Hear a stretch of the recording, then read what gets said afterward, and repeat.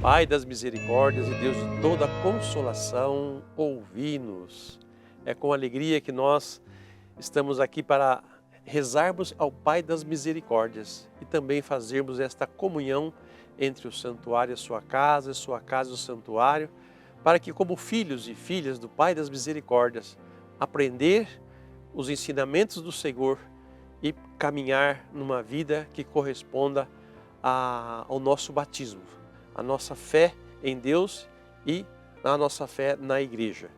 Então, com muita alegria, nós tomamos os textos da audiência geral do Papa Francisco, do dia 25 de setembro de 2024, onde ele trata sobre o Espírito e a esposa, o Espírito de Deus e a esposa que é a igreja, o seu corpo.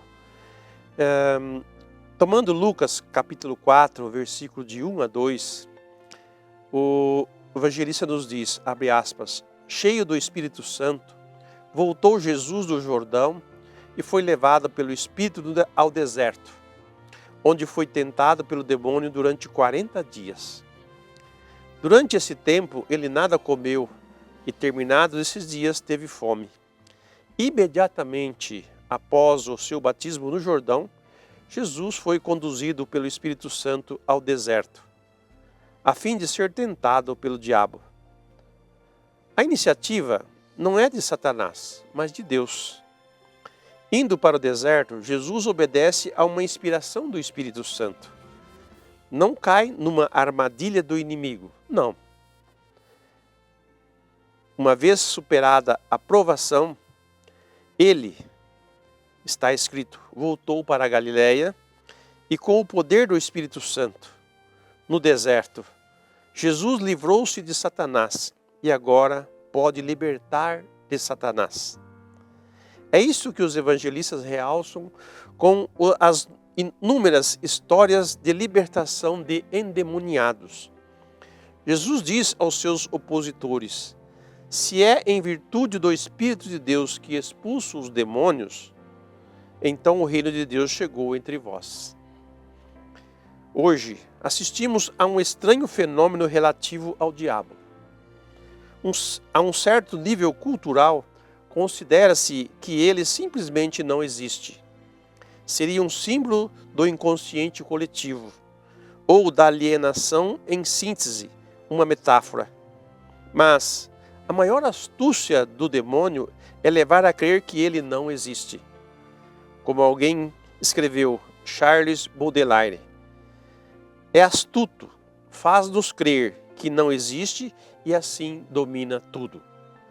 É ardiloso e, no entanto, o nosso mundo tecnológico e secularizado está repleto de magos, ocultismo, espiritismos, astrólogos, vendedores de feitiços e amuletos e, infelizmente, de verdadeiras seitas satânicas. Expulso pela porta, o diabo voltou a entrar, dir-se-ia pela janela. Expulso pela fé, volta a entrar com a superstição. E se fores supersticioso, inconscientemente dialogas com o diabo. E com o diabo não se conversa. Conclui o Papa nesse trecho desta reflexão. Então vejo Jesus que após receber o santo batismo, que João diz, olha, eu que tenho que ser batizado por ti, não eu batizar você. E Jesus vai dizer para ele, convém que cumpra-se toda a lei. Então Jesus entra nas águas para que estas águas sejam purificadas e saindo das águas purificadas, ele é cheio do Espírito Santo. Quer dizer, da força de Deus, do próprio Deus. Foi o próprio Deus quem o levou ao batismo. Foi o próprio Deus, o próprio Espírito que o levou para o deserto para ser tentado. E nós sabemos como que foi essa tentação. Em 3 situações que pegam muito a gente, né? O poder, o prazer e o ter. Foi nesses 3 pontos que mais pega a gente, que ele mais é astuto. E Jesus responde a esta investida do inimigo com a palavra de Deus. Por isso que conhecer a palavra de Deus é suficiente para que nós tenhamos uma resposta a tudo aquilo que vem em contrário à fé que nós recebemos, à moral que nós vivemos, às boas obras, às boas ações. E nos ilumina sobre aquelas ações, aquelas atitudes que não convém a um cristão, que não convém a um filho, a uma filha de Deus. E o Papa, inclusive, fala desses fenômenos que andam acontecendo, né? De superstição, de magia, né? Nós estamos cercados de magia, né? Hollywood, com seus filmes e tantas outras produções aí, nos enche de magia, nos enche de tecnologia, né? E tentando assim fazer uma grande avalanche, como se fosse uma grande enxurrada, onde todo mundo é levado. Para quem conhece, né, o poder da enxurrada, da água, quando ela desce em abundância, ela vai levando tudo para frente, né? Então essa enxurrada de filmes e de ideias e de conceitos, o diabo justamente usa isso para nos enganar, para nos engambelar, quer dizer, colocar todo mundo junto, da mesma coisa. E não é por aí, e o Papa nos alerta nesse sentido, para nós tomarmos cuidado, para não sermos dominados pelo mal através dessas coisas. Ele gosta que as pessoas dizem, ele não existe. Né? Até alguns dizem, não, o diabo foi criação dos católicos, né? O inferno foi criação dos católicos, né? Todas essas coisas, para dizer que ele não existe, que não é isso, não é aquilo. Mas ele existe sim.